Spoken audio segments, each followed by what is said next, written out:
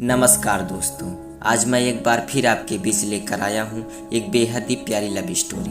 तो इसे कृपया पूरा सुनें और कैसी लगी ये सैड लव स्टोरी हमें ज़रूर बताएं। ये कहानी एक ऐसे लड़के की है जिसे उसके प्यार में 2 बार इनकार मिला, लेकिन आज भी शायद उस लड़की को भुला नहीं पाया। तो आइए इसे आपके साथ साझा करते हैं और जानते हैं कि क्या है आदित्य और खुशी की सैड लव स्टोरी। आदित्य पढ़ने में थोड़ा एवरेज और लड़कियों के मामले में थोड़ा कच्चा था। उसकी मुलाकात 11वीं स्टैंडर्ड्स में खुशी से हुई। खुशी पढ़ने में अच्छी और अपने फ्यूचर के बारे में बहुत सोचने वाली लड़की थी।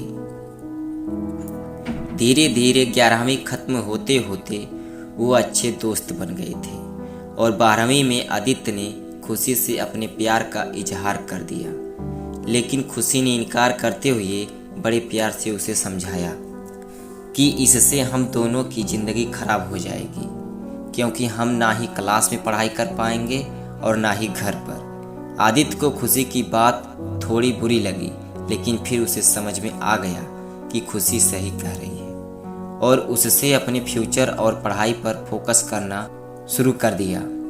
और अब आदित्य किसी भी लड़की से बात नहीं करता था, यहाँ तक कि खुशी से भी नहीं, क्योंकि उसे लगता था कि वो जब भी खुशी से बात करता है तब उसे अच्छा नहीं लगता था, क्योंकि कुछ दिन पहले तक खुशी उसकी क्रश थी और आज वो उसे रिजेक्ट कर चुकी थी।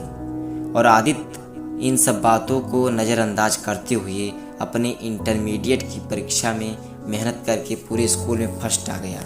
बाद में आदित्य दिल्ली के एक कॉलेज से बीटेक करने लगा और वहाँ भी वो किसी लड़की से बात नहीं करता था, क्योंकि खुशी ने उससे जो भी बातें कही थी कहीं ना कहीं उसके दिल में बैठ गई थी। और जब भी उससे कोई लड़की बात करने आती वो मुंह मोड़ लेता। वो धीरे धीरे अपने पढ़ाई में और भी अच्छा होता गया और आखिर में आते आते वो अपने कॉलेज में भी टॉप 10 की लिस्ट में आ गया और उसे कॉलेज से प्लेसमेंट भी मिल गई और वो जॉब करने फिर से मुंबई चला गया। मुंबई एक बहुत ही बड़ा शहर है जहाँ एक मोहल्ले के लोग दूसरे मोहल्ले वाले को नहीं जानते हैं। वहीं जब आदित्य ऑफिस गया तो उसे वहाँ खुशी दिखी, लेकिन अब खुशी के लिए उसके दिल में कोई जगह नहीं थी और इसीलिए वो हर बार खुशी से छिपता रहता। इसलिए नहीं क्योंकि वो उससे नाराज़ था, बल्कि इसलिए क्योंकि वो फिर से खुशी की ज़िंदगी में नहीं आना चाहता था। लेकिन वो कहते हैं ना कि भगवान की मर्जी के आगे किसी की नहीं चलती। एक दिन ऑफिस के कैंटीन में खुशी ने आदित्य को देख लिया और उसके पास जाकर उससे बातें करने लगी। आदित्य के पास भी खुशी से बात करने के अलावा और कोई विकल्प नहीं था। दोनों के दिल में पिछले 4 सालों से जो भी दर्द था उन्होंने एक दूसरे को बताया और खूब सारी बातें की। खुशी ने उससे बिछड़ने के बाद अपने सफ़र के बारे में बताया और आदित्य से उसके बारे में पूछा, जिसके बाद आदित्य को कहीं ना कहीं लगने लगा था कि खुशी गलत नहीं थी और आदित्य को फिर से खुशी से प्यार हो जाता है। कुछ दिन बीतता है और दोनों की दोस्ती और भी गहरी हो जाती है। और एक दिन अचानक आदित्य खुशी से बात करते करते उसने अपने प्यार का इजहार कर देता है, लेकिन खुशी फिर इनकार कर देती है। और जब आदित्य उससे इसकी वजह पूछता है तो वो बताती है कि उसकी शादी तय हो गई है और 1 महीने बाद वो ये जॉब छोड़ देगी। जब ये बात आदित्य को पता चली तो वो एक बार फिर टूट गया, जिसके बाद वो अपने आप को संभाल नहीं पाया और एक चिट्ठी खुशी के लिए छोड़कर चला गया। और खुशी उस खत को पढ़ती है जिसमें लिखा था,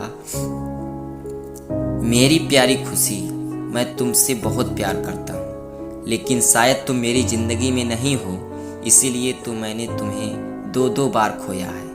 कोई भी इंसान इतना बदनसीब कैसे हो सकता है कि अपने प्यार को 2 बार खोए।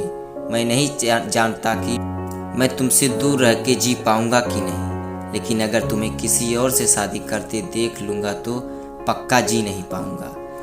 इसलिए मैं तुम्हें और इस शहर दोनों को छोड़ के जा रहा हूँ। शायद तुम मुझे भूल जाओ, लेकिन दूसरी बार मिलने के बाद मैं तुम्हें कभी नहीं भूल पाऊँगा। मैं भगवान से प्रार्थना करता हूँ कि वो तुम्हें और तुम्हारे होने वाले पति को हमेशा खुश रखे। तुम्हारा प्यार आदित्य। खत पढ़ने के बाद खुशी रोने लगी और आदित्य को बहुत ढूंढा पर वो कहीं भी नहीं मिला और बाद में खुशी ने अपने परिवार की खुशी के लिए अभिषेक से शादी कर ली। लेकिन खुशी को आज भी ये बात हमेशा सताती रहती है कि आदित्य कहाँ होगा, किस हाल में होगा। यहाँ तक तो उसे ये भी नहीं पता कि आदित्य जिंदा भी है या नहीं।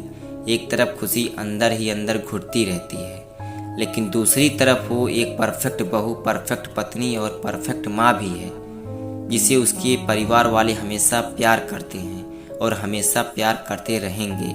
हमें ये तो नहीं पता कि खुशी ने 12वीं स्टैंडर्ड्स में या जॉब टाइम पर आदित्य को ठुकरा के गलत किया या सही, लेकिन आदित्य ने ये साबित कर दिया कि वो खुशी से सच्चा प्यार करता था और इस बात का एहसास शायद खुशी को भी हो चुका था और इसीलिए शायद आज तक खुशी अपने आप को माफ नहीं कर पाई। मिल जाती अगर सभी को अपनी मोहब्बत में मंजिल, तो यकीनन रातों के अंधेरों में कोई दर्द भरी शायरी नहीं लिखता। दोस्तों, कैसी लगी सैड लव स्टोरी कमेंट करके ज़रूर बताएं। अगर आपको ये कहानी जरा सी भी पसंद आई हो तो इसे शेयर ज़रूर कीजिए और ऐसी ही पोस्ट पढ़ने के लिए या सुनने के लिए हमारे चैनल एपी के सैड स्टोरी को सब्सक्राइब कीजिए। Thank you.